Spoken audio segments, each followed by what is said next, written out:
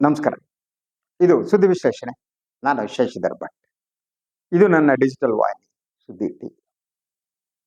ಇವತ್ತು ನಾನು ಮಾತನಾಡ್ತಾ ಇರೋದು ಒಂದು ಚಪ್ಪಲಿ ಪ್ರಸಂಗದ ಬಗ್ಗೆ. ಈಗಾಗಲೇ ಗೊತ್ತಿರಬಹುದು, ಭಾರತೀಯರಿಗೆ ಚಪ್ಪಲಿಯನ್ನ ಬೇರೆ ಬೇರೆ ರೀತಿ ಜನ ನೆನಪು ಮಾಡ್ಕೊತಾರೆ. ಅದು ದೊಡ್ಡವರು ಹಾಕೊಂಡ್ರೆ ಪಾದಕ್ಕೆ, ಆ ಪಾದಕ್ಕೆ ಸ್ವಲ್ಪ ಬೇರೆ ರೀತಿ ಇರುತ್ತೆ. ಚಪ್ಪಲಿಗಳಲ್ಲಿ ಬಹಳ ಭಿನ್ನವಾದ ಚಪ್ಪಲಿಗಳಿವೆ. ಹವಾಯಿ ಚಪ್ಪಲಿಯಿಂದ ಹಿಡಿದು ಬೇರೆ ಬೇರೆ ರೀತಿಯ ಚಪ್ಪಲಿಗಳಿರ್ತವೆ. ಸೊ ಈ ಚಪ್ಪಲಿಗಳ ಬಳಕೆಗೆ ಬೇರೆ ಬೇರೆ ಕಾರಣಗಳು ಇರ್ಬೋದೇನೋ. ಆದ್ರೆ ಇವತ್ತು ನಾನು ಮಾತನಾಡ್ತಾ ಇರೋದು JDS ಕಾರ್ಯಕರ್ತರ ಚಪ್ಪಲಿ ಬಳಕೆ ಬಗ್ಗೆ. ನಿಮ್ಗೆ ಗೊತ್ತಿರ್ಬೋದು, ಕಾಂಗ್ರೆಸ್ ಶಾಸಕ ಪ್ರದೀಪ್ ಈಶ್ವರ್ ಕೆಲವೊಮ್ಮೆ ಅವ್ರು ಎಜುಕೇಟೆಡ್ ಅನ್ಎಜುಕೇಟೆಡ್ ಗೊತ್ತಾಗಲ್ಲ. ಅವ್ರಿಗೊಂದು ಎಕ್ಸ್ಕ್ಯೂಸ್ ಇದೆ. ಹಿಂದುಳಿದ ವರ್ಗದವರು ಸೇರಿದವರಾದ್ದರಿಂದ ಒಂಥರ ನೆಲಮಟ್ಟದಿಂದ ಬಂದವರು, ಅವ್ರ ಭಾಷೆನೇ ಹಾಗೆ ಅಂತ ಒಂದು ಎಕ್ಸ್ಕ್ಯೂಸ್ ಇಟ್ಕೋಬಹುದೇನೋ, ಗೊತ್ತಿಲ್ಲ ನನಗೆ. ಆದ್ರೆ ಎಕ್ಸ್ಕ್ಯೂಸ್ ಅಂತ ಅವ್ರು ತಗೋತಾರೆ. ಅವರು ಹೇಗೆ ಅಂತ ಅಂದ್ರೆ ಅವ್ರು ಬೇರೆಯವ್ರಿಗೆ ಎಜುಕೇಶನ್ ಕೊಡ್ತಾರೆ. ಅವ್ರದ್ದು ಇನ್ಸ್ಟಿಟ್ಯೂಷನ್ಗಳಿವೆ, ಅವ್ರು IAS IPS ಇಂಥವ್ರಿಗೆಲ್ಲ ಎಜುಕೇಶನ್ ಕೊಡ್ತಾರೆ. ಬಟ್ ಅವ್ರಿಗೆ ಎಜುಕೇಶನ್ ಕೊಡೋರು ಯಾರಿದ್ದಾರೆ ಇಲ್ಲೋ ಗೊತ್ತಿಲ್ಲ ನನಗೆ. ಲೇಟೆಸ್ಟ್ ಆದ್ದೇನು, ಕುಮಾರಸ್ವಾಮಿ ಮತ್ತು ಅವ್ರ ನಡುವಿನ ರಾಜಕೀಯ ವಿವಾದ, ಜಗಳ. ಅದ್ರ ಬಗ್ಗೆ ನಾನು ವಿವರ ಕೊಡಕ್ ಹೋಗಲ್ಲ. ಆದ್ರೆ ಯಾವಾಗ JDS ಕಾರ್ಯಕರ್ತರು ಪ್ರದೀಪ್ ಈಶ್ವರ್ ಮೇಲೆ ಚಪ್ಪಲಿಯನ್ನ ತೂರಾಟ ಮಾಡಿದ್ರು, ಇದಾದ ಮೇಲೆ ಯಾವ ಬೆಳವಣಿಗೆ ಆಯ್ತು ಅನ್ನೋದಕ್ಕಿಂತ ಮೊದಲು JDSಗೂ ಅಂದ್ರೆ ದೇವೇಗೌಡರ ಆಪ್ತರು, ಅವರ ಅಭಿಮಾನಿಗಳು, ಬೆಂಬಲಿಗರಿಗೂ ಈ ಚಪ್ಪಲಿ ಬಗ್ಗೆ ಯಾಕೆ ಮೋಹ? ಹಾಗೆ ನೋಡಿದ್ರೆ ಅವ್ರ ಚಪ್ಪಲಿಯಲ್ಲಿ ಹೊಡೆಯುವುದು ಹೊಸ ಇತಿಹಾಸ ಇರುವಲ್ಲ. ಅವರು ಸದಾ ತಮ್ಮ ರಾಜಕೀಯ ಬದುಕಿನಲ್ಲಿ ದೇವೇಗೌಡರ ಅಭಿಮಾನಿಗಳು ಈ ಚಪ್ಪಲಿ ಅಸ್ತ್ರವನ್ನ ಬೇರೆಯವರ ಮೇಲೆ ಬಳಸ್ತಾನೆ ಬಂದಿದ್ದಾರೆ. ಇದು ಕೆಲವಕ್ಕೆ ನಾನು ಕೂಡ ಸಾಕ್ಷಿದಾರನಾಗಿದ್ದೀನಿ. ಅದು ಮೊದಲು ಅವರು ಈ ಚಪ್ಪಲಿ ಅಸ್ತ್ರವನ್ನ ಬಳಸಿದ್ದು ಬಹುಮಟ್ಟಿಗೆ ಮಾಜಿ ಮುಖ್ಯಮಂತ್ರಿ ಆಗಿದ್ದ ರಾಮಕೃಷ್ಣ ಹೆಗಡೆ ಅವರ ಮೇಲೆ. ಅದು ನಡೆದದ್ದು ಚನ್ನಪಟ್ಟಣದಲ್ಲಿ. ಸೊ ಹೆಗಡೆ ಅವ್ರನ್ನ ಪಕ್ಷದಿಂದ ಹೊರಹಾಕಲಾಗಿದಂತ ಸಂದರ್ಭ ಅದು. ಅವರು ಲೋಕಶಕ್ತಿಯನ್ನ ಕಟ್ಟಿಕೊಂಡು ಕರ್ನಾಟಕದಾದ್ಯಂತ ಪ್ರವಾಸ ಮಾಡ್ತಿದ್ರು. ನಾನು ಒಬ್ಬ ವರದಿಗಾರನಾಗಿ ಅದನ್ನ ಪ್ರವಾಸ ಮಾಡೋದಕ್ಕೆ ಅವರ ಜೊತೆಗೇನೆ ಕರ್ನಾಟಕವನ್ನ ಸುತ್ತಿದ್ದೆ. ಉತ್ತರ ಕರ್ನಾಟಕವನ್ನೆಲ್ಲ ಮುಗಿಸಿ ವಾಪಸ್ ಬರುವಾಗ ಇಸಿದ್ದಟ್ ಹಳೆ ಮೈಸೂರು ಪ್ರದೇಶಕ್ಕೆ ಬಂದು ಚನ್ನಪಟ್ಟಣದಲ್ಲಿ ಸಂಜೆ 5:30 ಸಭೆ ಇತ್ತು. ಹೆಗಡೆಯವರಿದ್ರು, ಹಾಗೇನೆ ಹೆಗಡೆಯವರ ಶ್ರೀಮತಿಯವರು ಇದ್ರು, ಶಕುಂತಲಾ ಹೆಗಡೆಯವರು, ಹಾಗೇನೆ ಅವರ ಲೋಕಶಕ್ತಿಯ ನಾಯಕರುಗಳಿದ್ರು, ನಾವು ಕೆಲವು ಪತ್ರಕರ್ತರಿದ್ವಿ. ಇನ್ನೇನು ಭಾಷಣ ಶುರು ಮಾಡಬೇಕು, ಆಗ ಚಪ್ಪಲಿಗಳ ಸುರಿಮಳೆ ಹೇಗೆ ಶುರುವಾಯ್ತು ಅಂದ್ರೆ, ಅದು ಆಗೊಬ್ಬ ಶಾಸಕರಿದ್ರು ವರದೇಗೌಡರು ಅಂತ. ಅವರ ಶಿಷ್ಯರು, ಅವರು ಕರೆದು ಬಂದವರು ಇರ್ಬೇಕು. ವರದೇಗೌಡರು ಅವ್ರು ಚನ್ನಪಟ್ಟಣದಲ್ಲಿ ದೊಡ್ಡ ಮನುಷ್ಯ. ಅವ್ರದ್ದು ಹಲವಾರು ಬಾರ್ಗಳೆಲ್ಲ ಇತ್ತು. ಆ ಬಾರ್ಗಳನ್ನ ಬೇರೆ ಜನರು ಬಳಸುವುದಕ್ಕಿಂತ ಜಾಸ್ತಿ ವರದೇಗೌಡ್ರೆ ಬಳಸ್ತಾರೆ ಅಂತಾನು ಹೇಳಲಾಗ್ತಾ ಇತ್ತು. ಯಾವಾಗ ನೋಡಿದ್ರೆ ಹಂಗೆ ಕಾಣ್ತಿದ್ರು, ನನಗೆ ಗೊತ್ತಿಲ್ಲ, ಅವ್ರು ಸ್ವಲ್ಪ ಗುಂಡಾಗ್ದ ಟೈಪ್ ಮಾಡ್ತಿದ್ರು. ಸೊ ಅವ್ರ ಶಿಷ್ಯರು ಚಪ್ಪಲಿಗಳ ಸುರಿಮಳೆಯನ್ನ ಶುರು ಮಾಡ್ತಾರೆ. ಸೊ ನಾವು ಕೂತವರು ಸೇರಿದಂತೆ ಹೆಗಡೆಯವರು ಶ್ರೀಮತಿಯವರು ಎಲ್ಲ ಕುರ್ಚಿಯನ್ನ ತಲೆ ಮೇಲೆ ಇಟ್ಕೊಂಡು, ಚಪ್ಪಲಿ ತಲೆ ಮೇಲೆ ಬೀಳ್ಬಾರ್ದಲ್ಲ. ಆ ಅಸ್ತ್ರದ ಬಳಕೆ ಅತ್ಯದ್ಭುತವಾಯಿತು.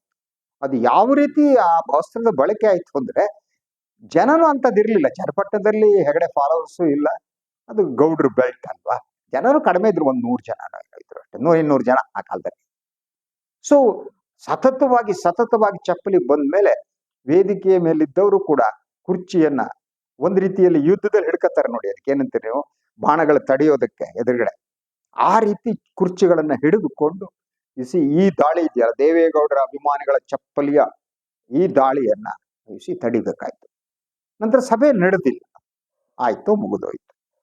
ಇದು 90ರಲ್ಲಿ ಅಂತ ಅಂದ್ಕೊಡಿ. ಇದಾದ್ಮೇಲೆ ಕಮಿಂಗ್ ಟು 94, ಇದು ಹೆಗಡೆ ಮತ್ತು ದೇವೇಗೌಡರದ್ದು ಜಗಳಗಳು ಒಂದಾಗೋದು ಇದೆಲ್ಲ ನಡೀತಾ ಇತ್ತಲ್ವ. ಆ ಸಂದರ್ಭದಲ್ಲಿ ದೇವೇಗೌಡರು ಮುಖ್ಯಮಂತ್ರಿಯಾಗಿ ಆಯ್ಕೆ ಆಗ್ಬೇಕಾಗಿತ್ತು. ಸ್ವಲ್ಪ ಹೆಗಡೆ ತರಲೆ ಮಾಡ್ತಿದ್ರು ಅಂತ ಆಗ್ತಾ ಇದೆ. ಸೊ ಆ ತರಲೆ ಏನು ಅನ್ನೋದು ಬೇರೆ. ಆ ಸಂದರ್ಭದಲ್ಲಿ ದೇವೇಗೌಡರು ಮುಖ್ಯಮಂತ್ರಿಯಾಗಿ ಆಯ್ಕೆ ಆಗ್ತಾರಾ ಇಲ್ವಾ ಅನ್ನೋದಕ್ಕೆ ನೋಡೋದಕ್ಕೆ ಹಳೆ ಮೈಸೂರು ಪ್ರದೇಶದಿಂದ ಸಾವಿರಾರು ಅಭಿಮಾನಿಗಳು ಸಾಗರೋಪಾದಿಯಲ್ಲಿ ವಿಧಾನಸೌಧ ಹತ್ರ ಬಂದ್ಬಿಟ್ಟಿದ್ರು. ಅವ್ರ ಕೈಯಲ್ಲೂ ಅದೇ ಅಸ್ತ್ರ ಇತ್ತು. ಈ ಚಪ್ಪಲಿ ಅಸ್ತ್ರದ ಒಂದೇನು ಗೊತ್ತಾ, ನೀವು ಪೊಲೀಸರು ಹಿಡಿಯಲ್ಲ ಅಂತ. ನೀವು ಉಳಿದ ಯಾವುದೋ ಶಸ್ತ್ರಾಸ್ತ್ರ ಅಂತಂದ್ರೆ ಪೊಲೀಸರು ಹಿಡ್ಕೊತಾರೆ ಅಲ್ವಾ. ನೀವು ಬೇಕಾದ್ರೆ ದೊಣ್ಣೆ ತರಬಹುದು. ಈಗ RSS ಅವ್ರು ದೊಣ್ಣೆ ಹಿಡ್ಕೊತಾರೆ ನೋಡಂಗೆ, ದೊಣ್ಣೆ ತರಬಹುದು. ಈಗಿನ ಕಾಲದಲ್ಲಿ AK-47 ಇಂಥದ್ದೆಲ್ಲ ತಗೊಬರ್ತಾರೆ. ತರ ಹಂಗಿಲ್ಲ, ಪೊಲೀಸ್ ಹಿಡ್ಕೊಬಿಡ್ತಾರೆ. ಚಪ್ಪಲಿ ಅದನ್ನ ಹಿಡ್ಕೊಳ್ಳಲ್ಲ, ಚಪ್ಪಲಿ ಕಾಲಿಗೆ ಹಾಕೊಳ್ಳೋದು ಅಂತ. ಸೊ ಬುದ್ಧಿವಂತಿಗೆ ನೋಡಿ, ಈ ಚಪ್ಪಲಿಯನ್ನೇ ಅಸ್ತ್ರವನ್ನಾಗಿ ಬಳಸುವ ಜಾಣತನ ಎಲ್ಲರಿಗೂ ಬಂದಿರಲ್ಲ. ಸೊ ಸರಿ, ಅವತ್ತು ಹಾಗೆ ಆಯ್ತು. ಅನೌನ್ಸ್ ಆಗಿಲ್ಲ, ಸ್ವಲ್ಪ ಲೇಟ್ ಆಯ್ತು. ದೇವೇಗೌಡರ ಮುಖ್ಯಮಂತ್ರಿ ಅಂತ ಅನೌನ್ಸ್ ಆಗೋದು ಲೇಟ್ ಆಯ್ತು. ಆವಾಗ ನೋಡಿ ಚಪ್ಪಲಿಗಳು ಹಾರೋದಕ್ಕೆ ಶುರುವಾಗೋಯ್ತು. ಡಗ ಡಗ ಡಗ ಡಗ ಡಗ ಡಗ ಚಪ್ಪಲಿಗಳು. ಸೊ ನೀವು ಕರ್ನಾಟಕ ರಾಜಕಾರಣದಲ್ಲಿ ಬಹುತೇಕ ಯಾವುದೇ ಬೇರೆ ರಾಜಕಾರಣಿಗಳು ಇಷ್ಟು ಯಶಸ್ವಿಯಾಗಿ ಚಪ್ಪಲಿ ಅಸ್ತ್ರವನ್ನ ಬಳಸಿಲ್ಲ. ಚಪ್ಪಲಿ ಅಸ್ತ್ರವನ್ನ ಯಶಸ್ವಿಯಾಗಿ ಬಳಸಿದವರು ಯಾರಿದ್ದಾರೆ, ಅವರು ದೇವೇಗೌಡರು ಮತ್ತು ಕುಮಾರಸ್ವಾಮಿ ಅವರ ಅಭಿಮಾನಿಗಳು ಅಂತ ಅನ್ಸುತ್ತೆ. ಸ್ವಲ್ಪ ಕಾಲ ಆ ಅಸ್ತ್ರದ ಬಳಕೆ ಇರಲಿಲ್ಲ, ಆ ಅನಿವಾರ್ಯತೆ ಬಂದಿರ್ಲಿಲ್ವ. ಆದ್ರೆ ಈ ಪ್ರದೀಪ್ ಈಶ್ವರ್ ಹೇಳಿದಲ್ಲ, ಅವರದ್ದು ಕೆಲವೊಮ್ಮೆ ಮಾತು ಮಂಗಾಟ ಅನ್ಬೋದು, ಇನ್ನೊಂದು ಅನ್ಬೋದು, ಇಮ್ಯಾಚ್ಯೂರ್ಡ್ ಫೆಲೋ ಅನ್ಬೋದು, ಅಥವಾ ಈ ನೆಲದಿಂದ ನೆಲದಿಂದ ಎದ್ದು ಬಂದವರು ಮಾತನಾಡೋ ರೀತಿ ಅನ್ಬೋದು. ಅವರಿಗೆ ಒಂದ್ ಸ್ವಲ್ಪ ಈ ವ್ಯಕ್ತಿ ಗೌರವ ಇತ್ತದೆಲ್ಲ ಬಹಳ ಕಡಿಮೆ ಪ್ರದೀಪ್ ಈಶ್ವರ್ ಅವರಿಗೆ. ಏನೇ ಇರಲಿ, ಕುಮಾರಸ್ವಾಮಿ ಅವರು 2 ಬಾರಿ ಕರ್ನಾಟಕದ ಮುಖ್ಯಮಂತ್ರಿ ಆದವರು, ಹೋರಾಟ ಮಾಡಿದವರು, ಅನುಮಾನ ಬೇಕಾಗಿಲ್ಲ. ರೈತರ ಬಗ್ಗೆ ದೇವೇಗೌಡರಿಗೆ ಮತ್ತು ಕುಮಾರಸ್ವಾಮಿಗೆ ಇರುವ ಪ್ರೀತಿಯನ್ನ ಅಂಡರ್ ಎಸ್ಟಿಮೇಟ್ ಮಾಡಕ್ಕಾಗಲ್ಲ. That much I will tell you. ದೇವೇಗೌಡರು ಹಾಗೇನೆ, ಅವರು ಕರ್ನಾಟಕದ ಎಲ್ಲ ನೀರಾವರಿ ಬಗ್ಗೆ ಅವರಿಗಿರುವ ಜ್ಞಾನ, nobody can question it. Kumaraswamy ಹಾಗೆ ಫಸ್ಟ್ ಟೈಮ್ ಅವರು ಮುಖ್ಯಮಂತ್ರಿ ಆದಾಗ ಗ್ರಾಮ ವಾಸ್ತವ್ಯದಂತ ಅದ್ಭುತ ಕೆಲಸವನ್ನ ಮಾಡಿದವರು, ಅದನ್ನು ಡಿನೈ ಮಾಡಕ್ಕಾಗಲ್ಲ. ಹಾಗೇನೆ ಅವರು ರೈತರ ಸಾಲವನ್ನ ಮನ್ನಾ ಮಾಡಿದವರು, ರೈತರ ಪ್ರೀತಿಯನ್ನು ಡಿನೈ ಮಾಡಕ್ಕಾಗಲ್ಲ. ಅದಕ್ಕೆ ಒಬ್ಬ ವ್ಯಕ್ತಿ ಗೌರವ ಅಂತಿರುತ್ತೆ, ಎಷ್ಟು ಗೌರವ ಕೊಡಬೇಕು ಅನ್ನೋದು ಅದು ಈ ಪ್ರದೀಪ್ ಈಶ್ವರ್ಗೆ ಗೊತ್ತಿದ್ದಂಗೆ ಕಾಣ್ತಾ ಇಲ್ಲ. ಅಥವಾ ಅವರು ಉದ್ದೇಶಪೂರ್ವಕವಾಗಿ ಕೂಡ ಮಾಡ್ತಾ ಇರ್ಬೋದು. ಅಂದ್ರೆ ಇಂಥದಕ್ಕೆ ಸಿಗುವಂತ ಪಾಪ್ಯುಲಾರಿಟಿ ಇದೆಯಲ್ಲ, ಈಗ ಸೀರಿಯಸ್ ಆಗಿ ಮಾತನಾಡಿದ್ರೆ ಜಗತ್ತಿನಲ್ಲಿ ಪಾಪ್ಯುಲಾರಿಟಿ ಸಿಗಲ್ಲ ಕಣ್ರಿ. ರಸ್ತೆಲಿ ಹೋದಾಗ ಮಾತಾಡಿದ್ರೆ ಮಾತ್ರ ಪಾಪ್ಯುಲಾರಿಟಿ. ಈಗ ನಾನು ನಿಮ್ಮ ಹತ್ರ ಮಾತನಾಡ್ತಾ ಇದ್ದೆ, ನಾನು ಸ್ವಲ್ಪ ಗಂಭೀರವಾಗಿ ವಿಶ್ಲೇಷಣೆ ಮಾಡಿದ್ರೆ ಜನ ನೋಡದೇ ಇಲ್ಲ. ಅದು ಈ ಕೂಗಾಟಗಳಿರ್ತಾವಲ್ಲ, ಈ ರಸ್ತೆಯಲ್ಲಿ ಫಿಶ್ ಮಾರ್ಕೆಟ್ ನಲ್ಲಿ ಕೂಗಿದಾಗ ಯಾವ್ಯಾವ ಆಂಕರ್ಗಳು ಕೂಗ್ತಾರೋ ಅದಕ್ಕೆ ಮಾನ್ಯತೆ ಜಾಸ್ತಿ.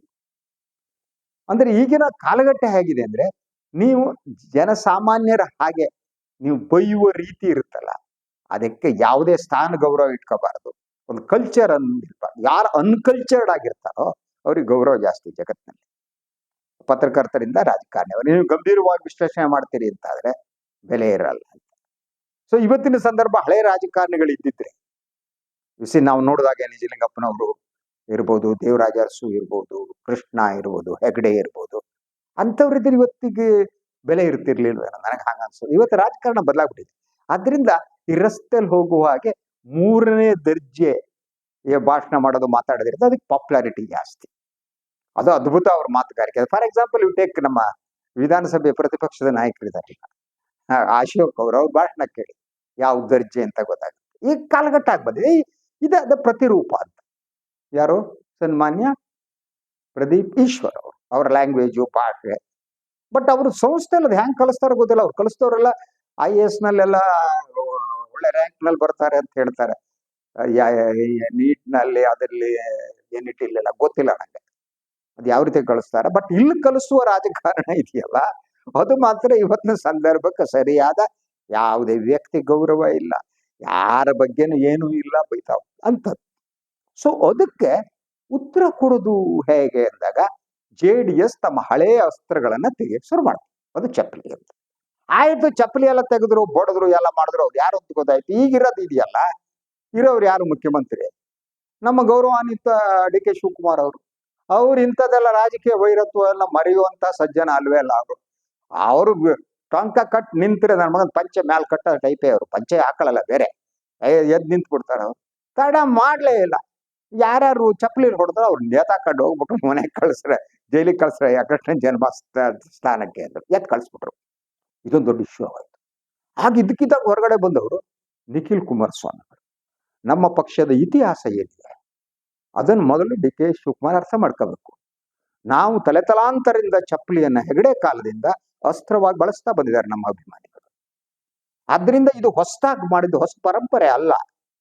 ನಾವು ಯಾವುದೇ ಕಾಲದಿಂದ ಬಳಸುತ್ತಿರುವಂತ ಶಸ್ತ್ರಾಸ್ತ್ರಗಳೇನಿವೆ ಅದನ್ನು ಬಳಸಕೂಡುದು ಅಂತ ಹೇಳಿ ನಿಷೇಧ ವಿಧಿಸೋದಕ್ಕೆ ಯಾರಿವರು? ಇದನ್ನ AK-47 ಏನಂದ್ ಕಟ್ಟಿದ್ದಾರೆ ಇವರು ಅಂತ ಹೇಳಿ ಇಳಿದೇ ಬಿಟ್ರು. ಇಳಿದವರು ಅಲ್ಲಿ ಬಿಟ್ಟಿಲ್ಲ, ಅವರು ಜೀ ಅಂತ ಜೈಲಿಗೆ ಹೋದ್ರು. ಜೈಲಿಗೆ ಹೋಗ್ಬಿಟ್ಟು ಯಾರ್ಯಾರು ಒಳಗಡೆ ಎತ್ತಾಕೊಂಡು ಹೋಗಿದ್ರಲ್ಲ ಪೊಲೀಸರು, ಡಿ ಕೆ ಶಿವಕುಮಾರ್ ಅವ್ರ ಸೂಚನೆ ಮೇರೆಗೆ ಅಂತ ಅನ್ಸುತ್ತೆ, ಅವರಿಗೆಲ್ಲ ಸಾಂತ್ವನ ಹೇಳಿ, ಅಯ್ಯೋ ಅಭಿಮಾನಿ ಭಕ್ತರುಗಳೇ ತಲೆ ಕೆಡಿಸ್ಕೊಬೇಡಿ, ನಾವು ನಮ್ಮ ಶಸ್ತ್ರಾಸ್ತ್ರ ಬಳಕೆ ಇದೆಯಲ್ಲ ಅದು ಪರಂಪರಾಗತವಾಗಿ ನಮ್ಮಲ್ಲಿ ಬಂದದ್ದು. ನಾವು ಇದೇ ಶಸ್ತ್ರಾಸ್ತ್ರವನ್ನು ಬಳಸ್ತೀವಿ. ಯಾಕೆಂದ್ರೆ ಈ ಶಸ್ತ್ರಾಸ್ತ್ರ ಬಳಕೆ ಇದೆಯಲ್ಲ ಉಳಿದ ಶಸ್ತ್ರಾಸ್ತ್ರ ಹಂಗಲ್ಲ. ಇದು ಒಂದಿಂದ ಅದಕ್ಕೆ ಜೀವಹಾನಿ ಇಲ್ಲ. ಇದಕ್ಕೆ ಈಗ ನೀವು ಶಸ್ತ್ರಾಸ್ತ್ರವನ್ನು ಏನ್ ಬಳಸಿದ್ರಿ, ಜೀವಹಾನಿ ಮಾಡಿದ್ರೆ ಕ್ರೈಮ್ ಆಗುತ್ತೆ, ಇದು ಅವಮಾನ ಆಗುತ್ತೆ. ಸೊ ಆದ್ರಿಂದ ಉಳಿದೆಲ್ಲ ಶಸ್ತ್ರಾಸ್ತ್ರಗಳಿಂದ ಈ ಶಸ್ತ್ರಾಸ್ತ್ರ ತುಂಬಾ ವಿಭಿನ್ನವಾದದ್ದು. ಆದ್ರಿಂದ ಚಪ್ಪಲಿಯನ್ನ ನೀವು ಜೀವ ತೆಗೆಯೋದಕ್ಕೆ ಇನ್ನೊಂದು ಮಾಡಿದ್ರೆ ಕೇಸ್ ಹಾಕಕ್ಕಾಗಲ್ಲ. ಅವಮಾನ ಮಾಡಿದಿರಿ ಅಂತ ಆಗ್ಬೋದು. ಬಟ್ ಅವಮಾನ ಮಾಡುವುದೇ ನಮ್ಮ ಉದ್ದೇಶ. ನಾವು ಹೆಗಡೆನೇ ಬಿಟ್ಟಿಲ್ಲ, ನಾವು ಚಪ್ಪಲಿಲಿ ಹೊಡೆದಿದ್ವಿ. ಅವ್ರ ಹೆಂಡತಿ ತಲೆ ಮೇಲೆ ಬಿತ್ತು, ಪತ್ರಕರ್ತರ ಮೇಲೆ ಬಿಡ್ತು, ನಮ್ಮ ಇತಿಹಾಸ ಅದು ಬಂದ ಮೇಲೆ ಬಿಟ್ಟಿದೀವ ನಾವು. ವಿಧಾನಸೌಧದಲ್ಲಿ ಎದ್ದು ಚಪ್ಪಲಿ ಎಲ್ಲೆಲ್ಲಿ ಹೋಯ್ತು? ಅದರಿಂದ ಇದು ಹೊಸ್ತಲ್ಲ. ಆವಾಗ ಕೇಸ್ ಹಾಕಿಲ್ಲ. ಆಗಿರುವಾಗ ಆಗಿನ ವ್ಯವಸ್ಥೆ ಇದನ್ನ ಅಪ್ರೂವ್ ಮಾಡಿದೆ ಈ ಶಸ್ತ್ರಾಸ್ತ್ರ ಬಳಕೆಗೆ. ಆದ್ರಿಂದ ಈಗ ಬಳಕೆ ಮಾಡಿ ತಪ್ಪಲ್ಲ ಅಂತೇಳಿ ನಿಖಿಲ್ ಅವರು ತಮ್ಮ ಪಕ್ಷದ ಇತಿಹಾಸವನ್ನು ಎಲ್ಲ ನೆನಪಿಸಿ ವಾಪಸ್ ಬಂದರು. ಇನ್ನಾದ್ಮೇಲೆ ಇದೇನಾಗುತ್ತೆ, ಅವ್ರನ್ನ ಈ ಚಪ್ಪಲಿಲಿ ಹೊಡೆದವರು ನನಗೆ ಬಂದ್ ಮಾಹಿತಿ ಪ್ರಕಾರ 14 ದಿನ ನ್ಯಾಯಾಂಗ ಬಂಧನಕ್ಕೆ ಕಳಿಸಿದ್ದಾರೆ.